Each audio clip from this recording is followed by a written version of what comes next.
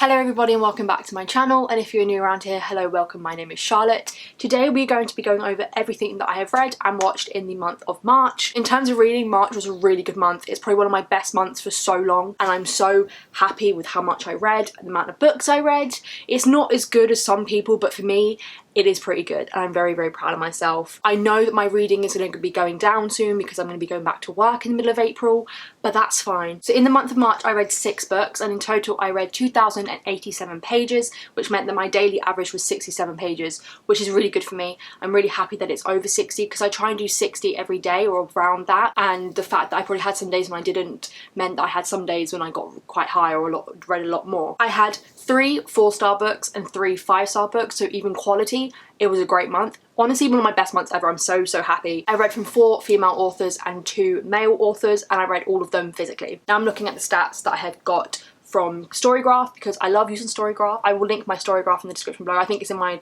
social media links. So I read 3 books that were emotional, 2 that were reflective, 2 that were mysterious, 2 that were dark, 2 that were adventurous, 1 that was tense, 1 that was light-hearted, and 1 that was informative. In terms of pace, I read 1 slow book, 2 medium pace books, and 3 fast books. I read 2 books that were less than 300 pages, 3 books that were between 300 and 499 pages, and 1 book that was over 500 pages. I read 1 non-fiction book and the rest were fiction books. And in terms of genres, the categories that I read across these 6 books were young adult, children's, fantasy, LGBTQIA+, self-help, short stories, romance, psychology, horror, historical, and health. Obviously those genres are very loose because I wouldn't say I necessarily read a health book. I read a mental health book, but not a health book. I don't know, that just seems a bit weird. And psychology, again, it wasn't necessarily psychology, it was a mental health book. So now I'm actually just going to wrap up my thoughts on some of these books. I'm going to try not to make it too long because this video is going to be long anyway. So the first book that I completed in the month of March was Chain of Iron by Cassandra Clare. This book was divine. I was so excited for this book. I got it 2 days later than I thought I would, but I still read it in about 4 days and had so much fun.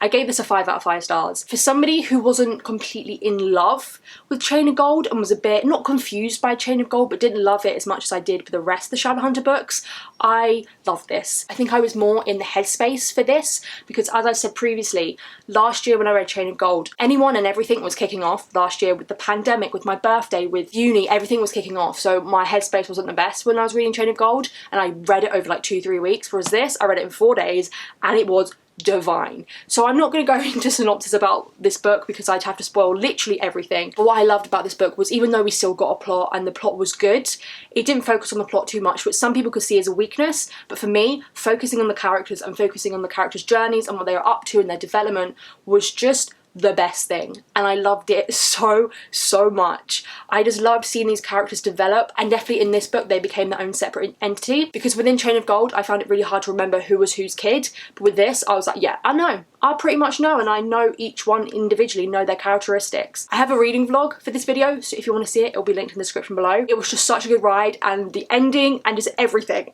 was emotional, and I was freaking out throughout the whole of this book.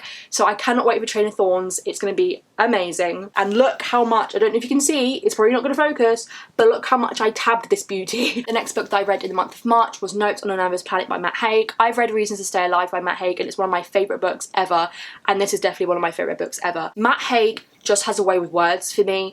The way he's able to express and talk about and just tell his story with mental health and tell some of his coping mechanisms with mental health and just say it how it is just phenomenal, and it just hits and resonates with me so much. So whereas Reasons to Stay Alive is more about his journey with mental health and how 20 years ago he went through nearly killing himself and had really bad anxiety and depression, this more focuses on the world we're in now and how different elements of work life and social media are just there to make our mental health deteriorate and do no good for our mental health. And he just gives you no BS lessons or kind of lessons to take into your life. Stuff like putting down your phone. Even though I've heard that so many times, the way Matt Haig says it, maybe because I just love him and I look up to him as a person, the way he says it makes me go, yeah, I should probably put down my phone. Because of this book, I've literally put timers on my apps. I've put a timer and downtime on my phone, and it's actually done me wonders. Because of this book, I've ended up getting up earlier in the day to make most of the sunlight, to make most of the day and go out and live my life. Because of this book, I've got into yoga. It's small things like that have just made me feel like a better person, or just made me feel a lot more happier. So I'm so so glad that I picked this book up. I just love his non-fiction work so much. I cannot wait to jump into his fiction work because I haven't read any of his fiction work yet. But he's just such an amazing man. I think if I was going through the works and was in the worst place ever, I probably would have struggled reading this because some of the things that he would talk about would probably hit me too hard. But because I'm in a good place at the moment, this was fine for me to read. And the same goes for Reasons to Stay Alive. So definitely make sure you're in the right mental space and the right headspace for these books. So the next two books I read in the month of March were for my next installment in my This Versus That series. And for this one, in honour of my birthday, because it was my birthday month this month, I decided to read two of my favourite childhood books and had a blast. I will obviously leave that video for This Versus That in the description below. So the first one I read was Candy Floss by Jacqueline Wilson. I remember loving this book so much as a kid, to the point where I just can't tell you how much I love this book as a kid. I reread it like no one's business. I just consumed it so much, and rereading it has really made me realise why, and probably why I've consumed it so much as a kid. This follows our main character Floss, and she's currently living with her mum and her stepdad, and then when her mum and her stepdad are planning on moving over to Australia because her stepdad has got a new job, she's thinking, no, I want to stay here with my dad. So she does. She stays with her dad even though her mum's like, no, you should come with me. But because her dad runs a very rundown Greasy Spoon cafe and it doesn't get much money, they eventually find themselves homeless. They eventually find them in a situation where they have to move somewhere else and they've lost the cafe and they've lost their house above it. So it's about Floss dealing with that and also dealing with stuff at school in correlation to what's going on with her dad. It's about Floss really kind of discovering who she is and being okay with who she is. She doesn't care if she doesn't have the trendiest and the most expensive clothes, or she doesn't do the most amazing stuff and go on the most amazing trips. It's about her being true to herself and being grateful for the fact that her dad loves her and she has people around her that love her and care about her. I think I gave this a 4.25 out of 5 stars, or just a 4 out of 5 stars. I forgot to say that I gave Notes on a Nervous Planet probably a 5 out of 5 stars, 4.75, something like that. This just took me back to my childhood because, as I said in my vlogs, it's got illustrations and I remember these illustrations so well from when I was a kid. And just really small things from this book I remember reading as a kid. Even some lines, some dialogue, I just remember so much as a kid. This book really took me back and I definitely saw a younger me in Floss. She was kind of just bullied for being herself and I was like, that's me. I wasn't necessarily bullied, I was just kind of like picked on and just like made fun of. So I think that's probably why I love this book as a kid, or one of the reasons why I love this book as a kid, and I love it now. It's so pure, so beautiful. We love and we stand Jacqueline Wilson and I need to read more of her books. And the second book that I read for that vlog is Say Cheese and Die, which is one of the books in the Goosebumps series by R.L. Stein. Just like Jacqueline Wilson's books, I read Goosebumps like nobody's business when I was a kid. My brother had some old copies because he grew up in the 90s, so I used to read his copies. And for someone who didn't like horror as a kid, I ate those books up and I had so much fun reading this book. I don't think I enjoyed it as much as Candy Floss, but I still had a good time reading this. It follows our main character Greg, and one day when him and his friends decide to break in and to discover and look around this old abandoned house at the end of their street, he comes across his camera, and because he's into photography and stuff like that, he decides to take it and take some photos of his friends. And then when he's coming back, he takes a photo of his dad's new car. But when the photo comes out, it shows the car completely wrecked. And then a couple of days later, his dad's in a bad car accident. So through him taking these photos and them coming out not as they should be, Greg realizes that this camera is kind of cursed and this camera can tell the future, and that what happens in these photos will happen in real life. So this is a horror series, if you do not know. It's a children's horror series. So if you just want a quick fix of horror, definitely go for Goosebumps. They are really, really good. One of the things I do have to note is kind of both a pro and a con is the fact that it's so fast paced and that it's so small, and in a sense not much happens. That is a con because it's not really developed and it's not fleshed out and there's not a lot happening and it's very short. But it's also a pro because you can get through it quickly and it feels like you just sped through a story and read a story really quickly. So it depends on how you look at it. I just enjoyed going back to my childhood and trying to get a little bit spooky, even though it didn't really spook me out because I love horror now. It just took me back to my childhood, makes me want to read all the Goosebumps books, especially the ones that I read as a kid, because I have so many fond memories of reading those books as kids and how some of them scared me, how some of them didn't, and how some of them became my favourite. There are so many out there that I definitely want to read. The next book that I read in the month of March was The Language of Thorns by Leigh Bardugo. Because it is Shadow and Bone month now, I wanted to get this read to kind of get me into the Shadow and Bone Grishaverse series mood, even though I'm rereading basically all the Grishaverse books now. I thought I'd read this as I've had it on my shelf since Christmas because Shannon got it for me, so thank you, Shannon. So this is basically just like a short story, tales, fairy tales, stories you tell to kids sort of thing within the Grishaverse. So it's kind of like akin to like Tales of Beedle the Bard and Tales of the Peculiar. As I said, I just wanted to read it to kind of get into the Grishaverse mood. And I think if it wasn't for the final story, I don't think I would have liked this or loved this as much. I think I ended up giving it a 3.5 out of 5 stars. The majority of the stories are really weird. If you just look at the core of them, they're very, very weird. My memory is kind of blanking on some of them, but the last one,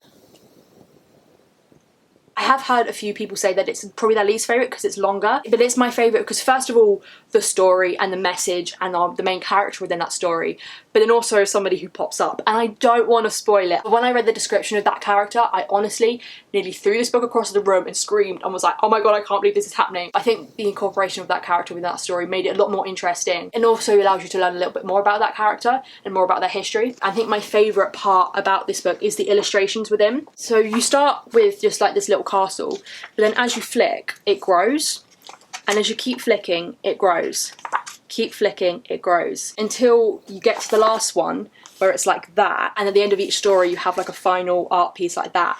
That was honestly my favourite part of this book, which is so beautiful watching it grow, and then also seeing some of the elements within each drawing or each expansion of the drawing to see if it related to what you were reading on that current page. I just had a lot of fun reading it, and I'm in just such a big Shallow and Bone mood at the moment, and I think I forever will be. And I'm loving this series so much to the point that I got a new hamster and I called him Alexander Morozova, I think that's how you pronounce it, aka the Darkling. And the final book that I read in the month of March is one that I've been meaning to read for so long, and I'm genuinely one of the last people to read this book who actually wants to read it, and that is The Seven Husbands of Evelyn Hugo by Taylor Jenkins Reid. I read a Taylor Jenkins Reid book before, and that is Daisy Jones and the Six, and I really did enjoy that one, but this one, it was a journey. It was a ride, and it was beautiful. I definitely understand the hype. I do not need to sue BookTube for putting up false expectations. So if you've been living under a rock for the past few years and you don't know what this book is about, follows Monique Grant as she is working at this magazine when this world-famous Hollywood icon Evelyn Hugo approaches her magazine company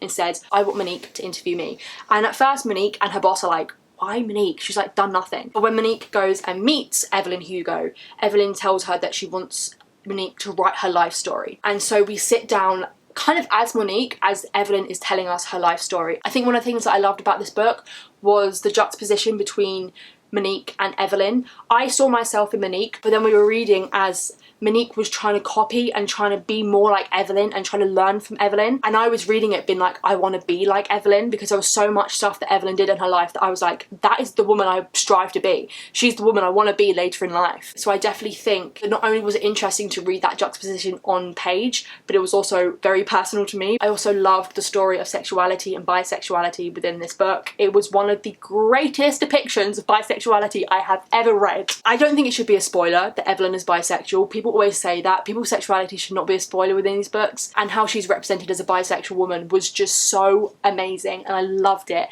As a bisexual woman myself, it was just fantastic. I loved it so much. But I just love this book. Evelyn is a queen. I love her. And the little plot twists and the plot reveals and the ending got me so emotional. This book is just phenomenal, and it proves that I love Taylor Jenkins Reid's writing style, because when I read Daisy Jones and the Six, I was like, this is the most addictive book I've ever read.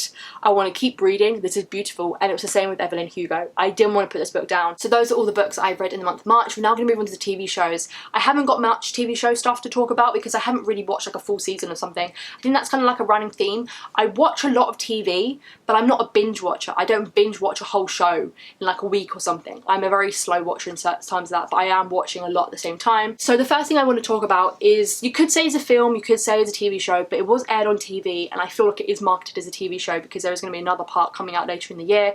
It is a British TV show and it aired on ITV, and the main reason why I'm talking about this is because it's set and filmed in my hometown, and that is Grace. So Grace is based off like a massive book series by Peter James, which my mum has read like all of them. I've never read them just because it's such a long series. I've just known about them because my mum has read like all of them, and my grandparents used to go to the signings and stuff. But it is set in Brighton. All the books are set in Brighton, which is where I'm from. The episode that I'm going to be talking about now was the first book, and then later in the year they're releasing another one that's the second book, and they're all about like an hour and a half to 2 hours. It's about our main character Roy Grace, who is a detective within the police force, and it's just about him solving murders. Like, I don't feel like I had to explain too much, but it is about him solving murders, but also having the underlying story of his wife years ago going missing and him never really finding out what happened to her. Within this one, he's having to investigate the disappearance of this guy who, when he was out on, I think it probably was like a stag do with his friends, all the other friends were in a car accident and died, but he's gone, he's missing, we don't know where he is. And obviously the main reason why I watched this and why I was excited to watch this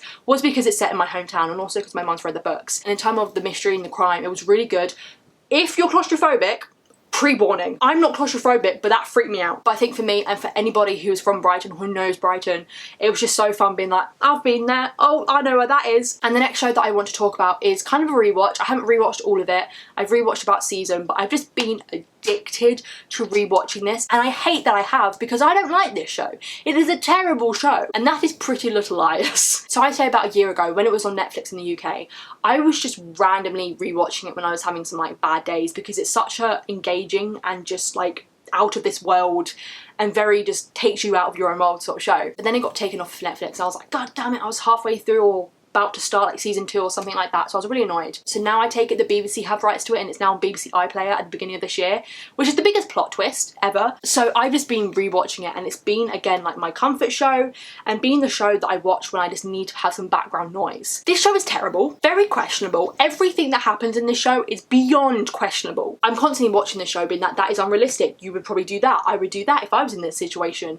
I'm also constantly watching this show going, Ezra, step away from the underage girls. I cannot get it through my mind. I know this is fiction, I know this is drama, I know this is teen, early 2010s drama, but you're trying to tell me that these parents, Arya's parents, when they find out Arya has been dating her teacher, that they're not like, 911, my daughter's been sleeping and been seeing and dating her teacher, please arrest him. And I know at the beginning of season 3 he's not her teacher anymore, that she's still 17 and he's about 23, 24. And the fact that they get married later on, I can't, I'm done. And you could have the argument that he didn't know that she was going to be his student, but he did. Because if you recall one of the seasons, like seasons 4 or 5 or something, we find out that Ezra knew Alison. So first of all, he's a nonce again, because he's been weirdly with Alison. When Alison disappeared, he wanted to write a book on her, so he got close to Arya and got close to her friends so he could write this book. He dated Arya knowing that she was Alison's friend, knowing that she was a young girl, that she was a teenager, knowing that she was going to Rosewood High and that he was going to be her teacher. I have said it thousands of times, I could write a whole dissertation on this man and why he is the worst thing to happen to TV. Hello everyone, just excuse the appearance for a second. I'm looking like a piece of trash. I just want to say something because my friends will call me out for it. I was one of those teenagers, I was one of those young girls who loved Ezra as a kid, and that is why I think I'm so much more passionately annoyed now, is because now that I'm older and I can see things and I've seen the world more, I know how bad this relationship is, and from my own experiences I hate how this show made me love that relationship. For me personally, it never romanticised being with your teacher, because it's not like I went out into school and into the world being like, I want to date my teacher. But I think it romanticised the idea of forbidden love, and forbidden love in that setting. So that's why I hate the storyline so much, because it just romanticised it for young girls. It was not good, it was terrible, and it shouldn't have happened. I just hate how they just didn't address any of it. They always brought up being like, it's illegal and I shouldn't be dating you, but it's going to happen anyway, and that it's adorable and romantic for them to be together. They've gone against all the odds and they're still together. He's slept with and he's dating his 16-year-old student. How can you tell me that that is fine? Also, I'm nearly finished season 3 and I've counted 6 nonces in this show. Yeah, that's not normal.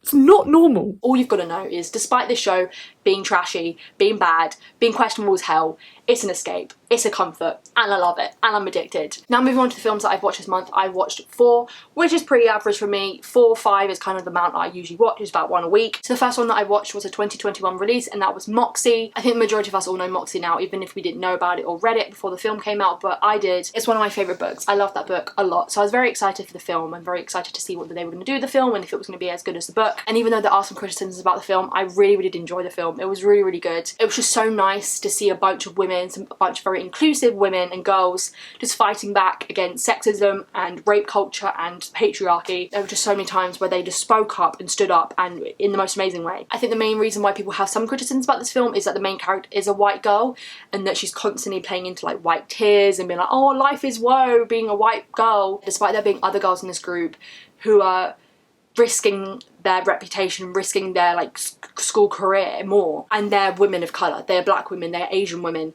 and you've got the white girl being like, I'm just going to cower away from all of this and because I'm scared of it. And even though she is the one that comes up with this group and starts this movement, she still kind of plays into that kind of white privilege, white tears thing. I think that's most people's criticisms about it, but I did love the diversity within this film. The love interest, Seth, has my heart. He is one of the best love interests ever, and I gave that film an 8 out of 10 stars. The next film that I watched this month was Boy Erased. This is a film that I've been wanting to watch for ages but was never able to watch it in the cinema and had just been waiting for it to come on a streaming service, and it eventually came on Netflix. This film is about a young boy whose dad is a preacher, and when he goes to college, his parents kind of find out that he's been having like gay thoughts and he's attracted to men, and they're like, because we're preachers and because we're Christians, we're sending you to gay conversion therapy and a gay conversion camp thing. And obviously within that camp and that therapy sessions thing, he meets other gay men, and it's about putting light and showing gay conversion therapy and showing how bad it is and how harmful it is. I really enjoyed this film. It was really good. It's got Troye Sivan in it as well, which I really love, and I love him. At points it was a very hard watch because you're watching this young boy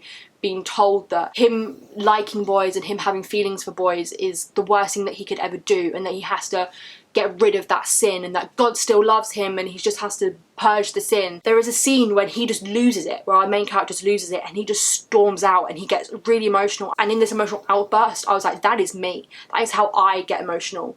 And he is just there being like, no, I need to leave. You can't hold me here. I have to leave. I have to leave. And it was just a really emotional and really powerful watch. It's got Nicole Kidman in it and Russell Crowe, Troye Sivan obviously, and a load of other people in it. It's got Lucas Hedges in it as playing the main character. But the one thing I always wanted was Nicole Kidman's character to run over the leader of the gay conversion therapy camp.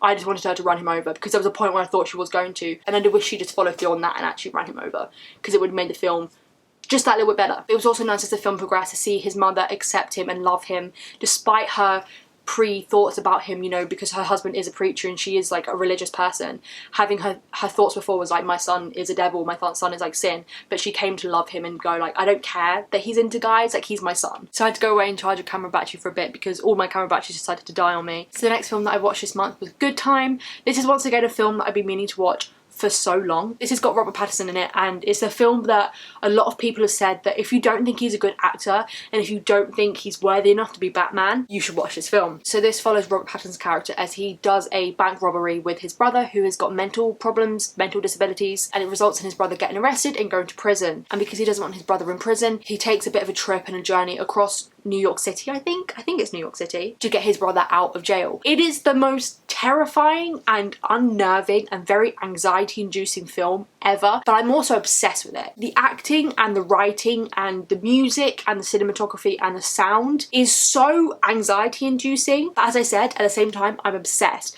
Robert Pattinson was amazing in it, but his character is somebody that you would not want to meet. Amazing acting for Robert Pattinson, and it just left me going like, I want more, but at the same time, that was a trip. That was a ride. It's a really, really good film. I really did enjoy it, and I'm so glad I did watch it because I had hyped up so much, and it definitely lived up to those expectations. So the last film I watched this month was By the Gun, which is one of Ben Barnes' films that I haven't seen yet. I was in a Ben Barnes mood. I wanted to watch a Ben Barnes film. I knew this had low ratings, so I kind of went into it being like, I don't know what to expect. I probably won't like it a lot. But it follows the main character, Nicky, played by Ben.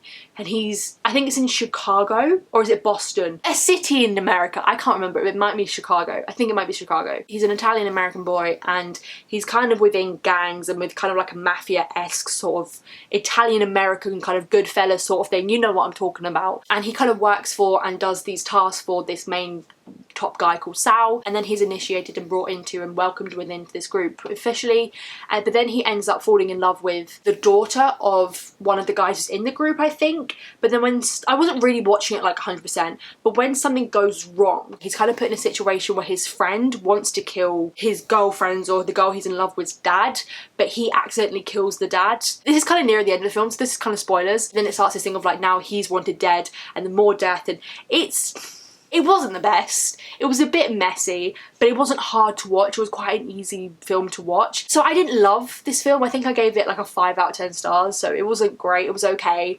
I just watched it because it's got Ben in it. I am once again watching a movie for an actor I think is hot. So that is it for my March wrap up. I'm hoping it's not as long, but I say that at the end of every wrap up and it's usually long. But I had a really good reading month and I'm really proud of myself with all the books that I've read. And as I said, it wasn't just good quantity wise, it was good quality wise. I read some really great books and books I rated really highly, and some that will be my favourite books of the year. So I'm very, very happy about that. So let me know in the comments below what you have read and watched in the month of March. I hope you enjoyed this video. If you're new around here, do not forget to subscribe. Turn my notification bell on so you know when I'm next going to post. All my social media links are linked in the description below. And with that all said and done, I will see you all in my next video.